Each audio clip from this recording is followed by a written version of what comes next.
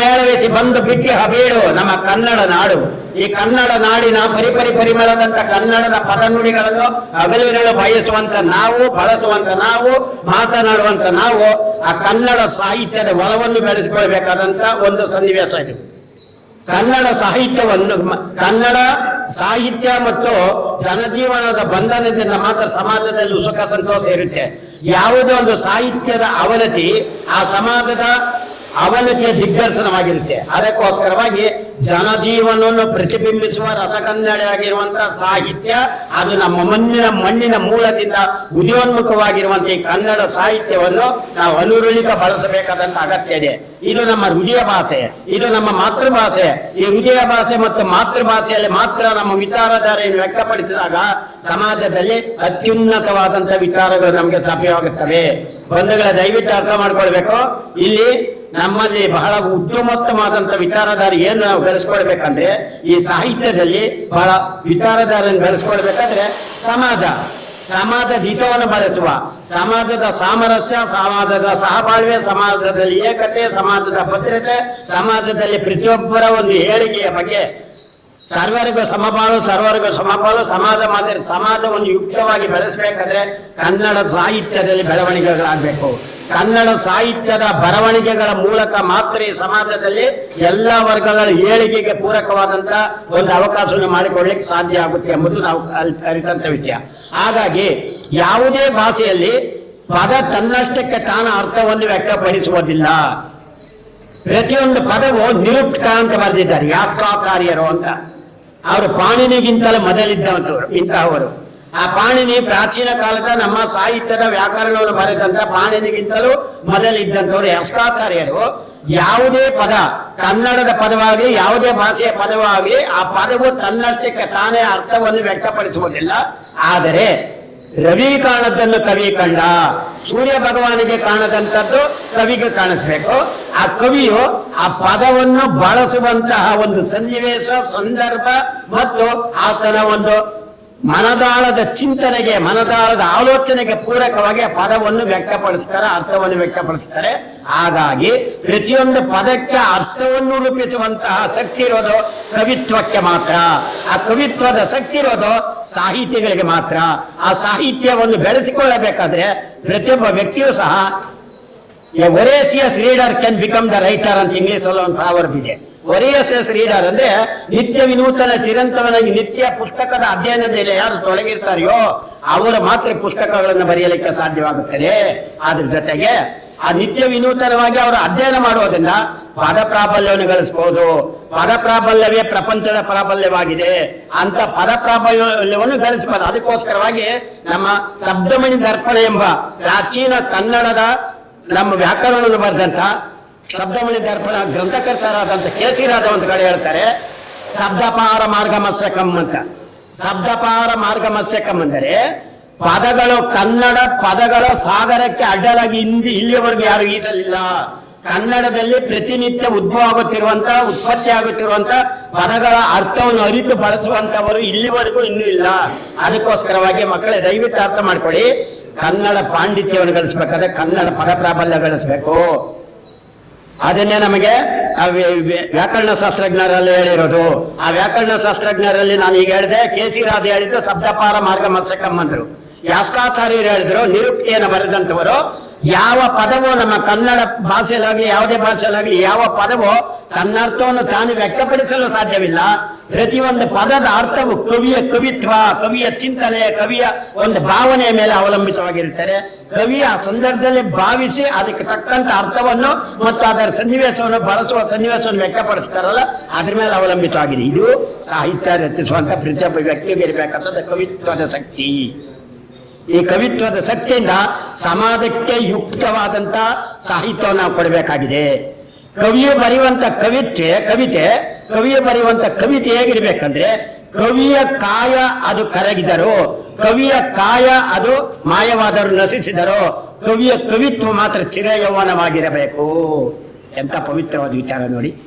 ಬರೆದಂತ ಕವಿಯ ಕಾಯ ದೇಹ ಅದು ಅಳಿಸಿ ಹೋದರು, ದೇಹ ನಶಿಸಿ ಹೋದರೂ ಸಹ ಆ ಕವಿಯ ಬರೆದಿರುವಂತ ಕವನ ಇದೆಯಲ್ಲ, ಕವಿತೆ ಇದೆಯಂತ, ಅದು ಪುಸ್ತಕ ಇದೆಯಲ್ಲ, ಅದು ಚಿರ ಯೌವನವಾಗಿ ಯಾವಾಗಲೂ ಚಿರಂತನವಾಗಿರ್ಬೇಕು, ನಿತ್ಯ ವಿನೂತನ ಚಿರಂತನ ಸನಾತನವಾಗಿರ್ಬೇಕು ಆ ಪುಸ್ತಕ. ಹಾಗಾಗಿ ಯಾರಾದರೂ ನಿಮ್ಮ ಜೀವನದಲ್ಲಿ ನಮ್ಮ ಜೀವನಾವಧಿಯ ನಂತರವೂ ನಮ್ಮ ಹೆಸರನ್ನು ಸಮಾಜದಲ್ಲಿ ಬಳಸಬೇಕಂತ ಬಯಸಿದರೆ ಪುಸ್ತಕಗಳನ್ನು ಬರೆಯಿರಿ, ಆ ಪುಸ್ತಕಗಳನ್ನು ಸೃಷ್ಟಿಸಿ, ಸಾಹಿತ್ಯವನ್ನು ಅರಿಯಿರಿ, ಸಾಹಿತ್ಯ ಪುಂಜವನ್ನು ಅರಿಯಿರಿ, ಆ ಸಾಹಿತ್ಯದ ಮೂಲಕ ಸಮಾಜದ ಒಲವನ್ನು ಬೆಳೆಸಿರಿ. ಹಾಗಾಗಿ ಸಮಾಜದ ಸಹಬಾಳ್ವೆ ಮತ್ತು ಒಲವನ್ನು ಬೆಳೆಸುವಂತ ಯುಕ್ತ ಶಕ್ತಿ ಇರುವಂತ ಸಾಹಿತ್ಯಗಳನ್ನು ರಚನೆ ಮಾಡಬೇಕಾದ್ರೆ ತಾವುಗಳು ಆ ಸಾಹಿತ್ಯದ ಅರಿವು ನಿಮ್ಮಲ್ಲಿರ್ಬೇಕು, ಪದಗುತ್ತರ ಅರಿವು ನಿಮ್ಮಲ್ಲಿರ್ಬೇಕು, ಆ ಪದ ಪ್ರಾಬಲ್ಯದ ಅರಿವು ನಿಮಗಿರ್ಬೇಕು. ಆ ಪದ ಪ್ರಾಬಲ್ಯದ ಅರಿವನ್ನು ಬೆಳೆಸಬೇಕಾದ್ರೆ ಸಾಹಿತ್ಯವನ್ನು ಉಳಿಸ್ಬೇಕು.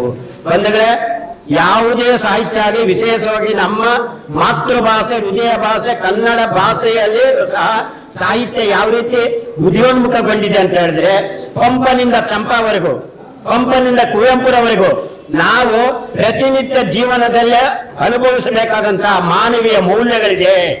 ಅದರಲ್ಲಿ ಸಮಯದ ಅಭಾವ ಇರೋದ್ರಿಂದ ಒಂದೇ ಒಂದು ಪಂಪ ಮಹಾಕವಿ, ಆದಿಕವಿ ಅಂತ ನಾವು ಯಾರನ್ನು ಬಯಸ್ತೀವಿ, ಅವರು ಪಂಚಮಂತ್ರಗಳು ನಮ್ಗೆ ಕೊಟ್ಟಿದ್ದಾರೆ.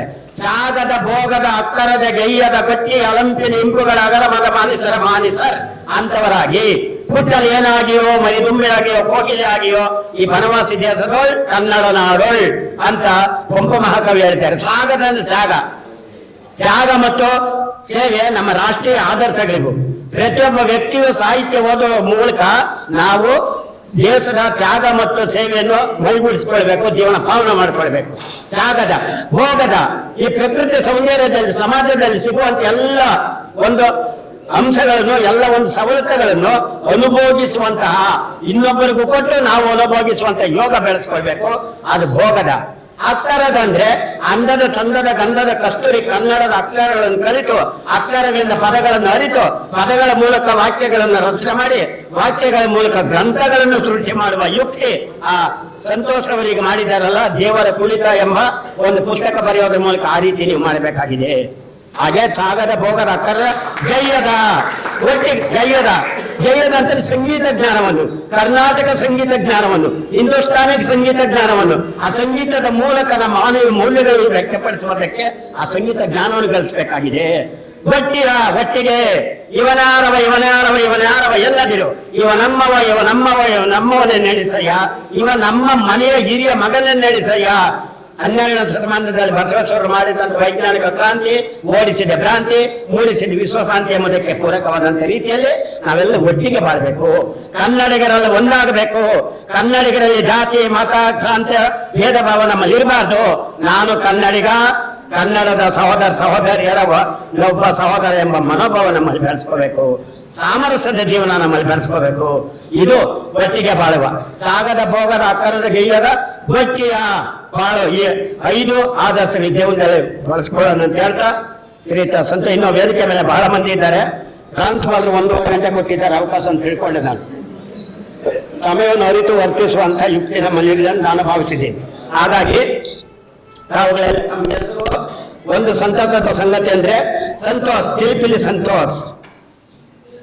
ಯಾವುದೇ ಪದವಿಗಳ ಜಾಗ ಬೇಡ ರೀ, ಗ್ರಂಥಗಳು ಬೆಳೆಸ್ಬೇಕಾದ್ರೆ ರಾವೂರಿ ಭಾರದ್ವಾಜ್ ಅಂತ ಒಬ್ಬ ಮಹಾನ್ ವ್ಯಕ್ತಿ 2012ರಲ್ಲಿ ಆಂಧ್ರದಲ್ಲಿ ಜ್ಞಾನಪೀಠ ಪ್ರಶಸ್ತಿ ಗಳಿಸಿದ್ರು. ಆತನಿಗೆ ಔಪಚಾರಿಕವಾಗಿ ಶಿಕ್ಷಣ ಎಷ್ಟು ಮಾಡಿದ್ರೆ ಗೊತ್ತಾ? ಪದವಿಗಳು ಮಾಡಲಿಲ್ಲ. ಆತನು 8ನೇ ತರಗತಿಯನ್ನು ಮಾತ್ರ ಔಪಚಾರಿಕ ವಿದ್ಯಾಭ್ಯಾಸ ಗಳಿಸಿದ್ದೆ. 8ನೇ ತರಗತಿ ಔಪಚಾರಿಕ ವಿದ್ಯಾಭ್ಯಾಸವನ್ನು ಗಳಿಸಿದಂತ ಮಹಾನ್ ವ್ಯಕ್ತಿ ಬರೆದಂತ ಗ್ರಂಥಗಳು ಯೂನಿವರ್ಸಿಟಿಯ ಪ್ರೊಫೆಸರ್ಗಳು ಅರ್ಥ ಮಾಡಿಕೊಳ್ಳಲಿಕ್ಕೆ ಸಾಧ್ಯ ಇಲ್ಲ ಇವತ್ತು. ಅದಕ್ಕೋಸ್ಕರ ಆತನಿಗೆ ಜ್ಞಾನಪೀಠ ಪ್ರಶಸ್ತಿ ಬಂದಿದೆ. ಅದಕ್ಕೋಸ್ಕರ ತಾವೆಲ್ಲ ಏನ್ ಮಾಡ್ಬೇಕು? ಸಾಹಿತ್ಯವನ್ನು ಅರಿತು ವರ್ತಿಸುವ, ಪದ ಪ್ರಾಬಲ್ಯವನ್ನು ಬೆಳೆಸುವ, ಪದಗಳನ್ನು ಪ್ರತಿನಿತ್ಯ ಅರಿಯುವ, ದಿನಕ್ಕೆ 5 ಪದಗಳನ್ನು ಬಹಳ ಹಿಂದೆ ಇಲ್ಲದಂತ 5 ವಿಶಿಷ್ಟ ಪದಗಳನ್ನು ಕಲಿಯುವ, ಅದನ್ನು ಅರ್ಥೈಸಿಕೊಳ್ಳುವ, ಅವುಗಳನ್ನು ವಿಚಾರವಂತಿಕೆಯಲ್ಲಿ ಬಳಸುವ ಯುಕ್ತಿ ನೀವು ಬೆಳೆಸ್ಕೊಂತೀರ ಅಂತ ಹೇಳ್ತಾ, ನಮ್ಮ ಕನ್ನಡದ ಶಕ್ತಿ, ಕನ್ನಡದ ಭಕ್ತಿ, ಕನ್ನಡದ ಯುಕ್ತಿಯನ್ನು ಬೆಳೆಸ್ಕೊಳ್ತೀರ ಅಂತ ತಮಗೆಲ್ಲ ಹೇಳ್ತಾ, ಕನ್ನಡದ ಆದರ್ಶಗಳನ್ನು, ನೀತಿಯ ನವನೀತ, ಕನ್ನಡದ ಎಲ್ಲಾ ಕವಿಗಳು ಕೊಟ್ಟಿರುವಂತಹ ನೀತಿಯ ನವನೀತ 8 ಜ್ಞಾನಪೀಠ ಪ್ರಶಸ್ತಿ ವಿಜೇತರು ನೀಡಿರುವಂತಹ ವಿಚಾರಧಾರೆ, ಇವುಗಳೆಲ್ಲವನ್ನು ಜೀವನದಲ್ಲಿ ನೀವು ಅಳವಡಿಸ್ಕೊಳ್ಬೇಕು. ಅದನ್ನ ತನ್ನ ಹದಿಹರೆಯದ ವಯಸ್ಸಿನಲ್ಲಿಯೇ ಶಾಲೆಯಲ್ಲಿ ವಿದ್ಯಾಭ್ಯಾಸ ಮಾಡುವ ಸಂದರ್ಭದಿಂದಲೇ ಸಾಹಿತ್ಯದ ಒಡನಾಟ ಇಟ್ಕೊಂಡಿದ್ದಕ್ಕೆ ಇವತ್ತು ಅತಿ ಕಿರು ವಯಸ್ಸಿನಲ್ಲಿ ಒಂದು ಪುಸ್ತಕವನ್ನು ಬಿಡುಗಡೆ ಮಾಡುವಂತ ಸ್ಥಾನಕ್ಕೆ ಬಂದಿದ್ದಾನೆ. ಅದಕ್ಕಾಗಿ ಅವರ ತಂದೆ ತಾಯಿಗಳಿಗೆ ಭಗವಂತ ಒಳ್ಳೇದು ಮಾಡಲಿ. ಆ ವ್ಯಕ್ತಿಗೆ ತಂದೆ ತಾಯಿಗಳ ಆಶೀರ್ವಾದ, ಶಿವಪಾರ್ವತಿಯರ ಆಶೀರ್ವಾದ ಇದ್ದಾಗಿರ್ಲಿ, ಹರಗುರು ಚರಮೂರ್ತಿಗಳು ವೇದಿಕೆ ಮೇಲೆ ಇದ್ದಾರೆ, ಎಲ್ಲರ ಆಶೀರ್ವಾದ ನಮ್ಮೆಲ್ಲರ ಅನುಗ್ರಹ ಇರಲಿ. ಆ ಪುಸ್ತಕದಲ್ಲಿ ಮುನ್ನುಡಿ ಬರೆಯಲಿಕ್ಕೂ ನಾನೊಂದು ಅವಕಾಶ ಮಾಡಿಕೊಟ್ಟ ಚಿಲಿಪಿಲಿ ಸಂತೋಷ್, ಆ ಮುನ್ನುಡಿನ ಬರ್ಕೊಟ್ಟಿದ್ದೇನೆ, ಬಹಳ ಸಂತೋಷ ಬರ್ಕೊಟ್ಟಿದ್ದೇನೆ. ನಾನು ಆತ್ಮೀಯ ಸಂತೋಷವಾಗಿ ಮುನ್ನುಡಿ ಬರ್ಕೊಟ್ಟು ಕೊಡೋ ಒಂದು ಅವಕಾಶ ನಾನು ಸಿಕ್ಕು ಬರ್ಕೊಟ್ಟಿದ್ದೀನಿ. ಹಾಗೆ ಪುಸ್ತಕವನ್ನು ಕೊಂಡು ಓದುವ, ಅದರಲ್ಲಿರುವಂತ 51 ಆ ಒಂದು ಕವಿತೆಗಳ ಸಾರಾಂಶವನ್ನು ತಿಳಿದು ನಮ್ಮ ಜೀವನದಲ್ಲಿ ಅಳವಡಿಸಿಕೊಳ್ಳುವಂತ ಒಂದು ಅವಕಾಶ ಎಲ್ರಿಗೂ ಲಭ್ಯ ಆಗಲಿ ಅಂತೇಳಿ ನಾನು ಬಹಳ ಸಂತೋಷವಾಗಿ ಅದನ್ನ ಪ್ರಥಮ ಪುಸ್ತಕವನ್ನು ಇವತ್ತು ಬಿಡುಗಡೆ ಮಾಡಿದ್ದೀನಿ. ಅದರಲ್ಲೂ ನಮ್ಮ ಕನ್ನಡ ಸಾಹಿತ್ಯ ಪರಿಷತ್ತಿನ ವತಿಯಿಂದ ನಡೆದಂತೆ ಕಾರ್ಯಕ್ರಮ ಅದಕ್ಕೆ ಇನ್ನಷ್ಟು ಬಲ ಬಂದಿದೆ ಆ ಪುಸ್ತಕದ ಬಿಡುಗಡೆಗೆ ಅಂತ ನಾನಾದ್ರೂ ಭಾವಿಸಿದ್ದೀನಿ. ಇದಕ್ಕೆ ಪ್ರಧಾನ ಅವಕಾಶ ಮಾಡಿಕೊಟ್ಟಂತ ಕನ್ನಡ ಸಾಹಿತ್ಯ ಪರಿಷತ್ತಿನ ಆನೇಕಲ್ ವಿಧಾನಸಭಾ ಕ್ಷೇತ್ರದ ಸಾಹಿತ್ಯ ಪರಿಷತ್ತಿನ ಅಧ್ಯಕ್ಷರಾದಂಥ ಆದೂರ್ ಪ್ರಕಾಶ್ರವರೆಗೂ ಮತ್ತು ಪ್ರಾಂಶುಪಾಲರಿಗೂ ಎಲ್ಲ ನಡೆದಿರೋ ಪ್ರತಿಯೊಬ್ಬರಿಗೂ ಅದ ಒಂದು ಸಂತೋಷದ ಸಂಗತಿ ಇದೆ ಅಂತೇಳಿ, ಸರ್ವೇ ಜನ ಸುಖಿನೋ ಭವಂತು, ಲೋಕ ಸಮಸ್ತ ಸನ್ಮಂಗಳೇ ಭವಂತು ಅಂತ ಹೇಳಿ ನನ್ನ ವಾಕ್ಯಗಳಿಗೆ ಶುರು ವಿದಾಯ ಹೇಳುತ್ತಿದ್ದೇನೆ. ಜೈ ಹಿಂದ್, ಜೈ ಭಾರತ್ ಮಾತಾ, ಜೈ ಕನ್ನಡಾಂಬೆ.